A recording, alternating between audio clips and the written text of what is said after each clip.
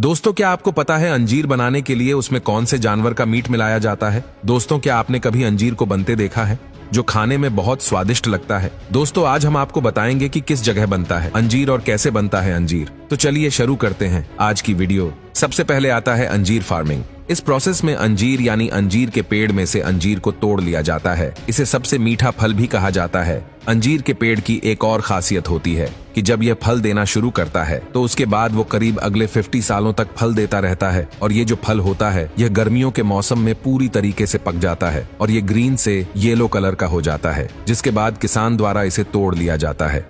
और तोड़ने के बाद इन फलों को साफ पानी में डालकर कुछ देर के लिए रखा जाता है। पानी में डालने से पहले इन्हें चेक भी किया जाता है, कहीं इनमें कीड़े तो नहीं है। आमतौर पर इन फल में ज्यादा कीड़े नहीं लगते और इन्हें पानी में रखने के दो कारण होते हैं। सबसे पहला कि ये फल पूरी तरीके से साफ हो जाता है और दूसरा कि इससे आगे आने वाली है ड्राइंग प्रोसेस में मदद मिलती है। इसके बाद आता है कटिंग प्रोसेस। तो इस प्रोसेस में अंजीर के फल के डंठल वाले हिस्से को काट लिया जाता है और फिर इन्हें फिर से धो लिया जाता है। टुकड़े करते वक्त इनके बीच में होल भी किया जाता है, इसीलिए अंजीर के बीच में होल आते हैं। तो अब चलते हैं अंजीर की ड्राइंग प्रोसेस की तरफ। इसमें सबसे पहले अंजीर के कटे हुए टुकड़े को धूप में सुखाया जाता है। करीब 3 से 4 दिन तक धूप में सुखाने के बाद अंजीर सूखने लगता है और जैसे जैसे ये सूखता है उसका साइज भी छोटा होने लगता है। अब तक यह अंजीर खाने लायक तैयार हो चुके हैं, लेकिन बाजार में इनकी बिक्री करने से पहले इन्हें फैक्ट्री में लाया जाता है और इन्हें एक केमिकल वाले पानी से धोया जाता है। ऐसा इसलिए किया जाता है ताकि इसमें कोई बैक्टीरिया ना रह जाए और यह ज्यादा दिनों तक खराब भी ना हो।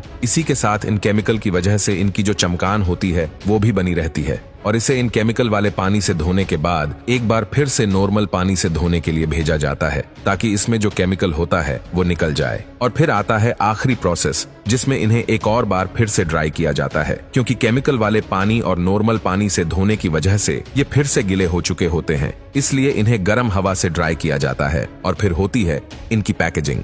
अंजीर को पैकेट में पैक करने से पहले उसे माले की तरह धागे में पिरोया जाता है, जिसके बाद यह दिखने में कुछ ऐसा होता है। इस प्रोसेस में इसको एक बार फिर से अच्छे से चेक कर लिया जाता है और फिर इन्हें उनके वजन एंड क्वालिटी के हिसाब से इन्हें पैकेट में भर दिया जाता है। आमतौर पर पैकिंग के लिए प्लास्टिक के पैकेट का इस्तेमाल किया जाता है और फिर इन्हें मार्केट में सप्लायर के पास बेचने के लिए भेज दिया जाता है।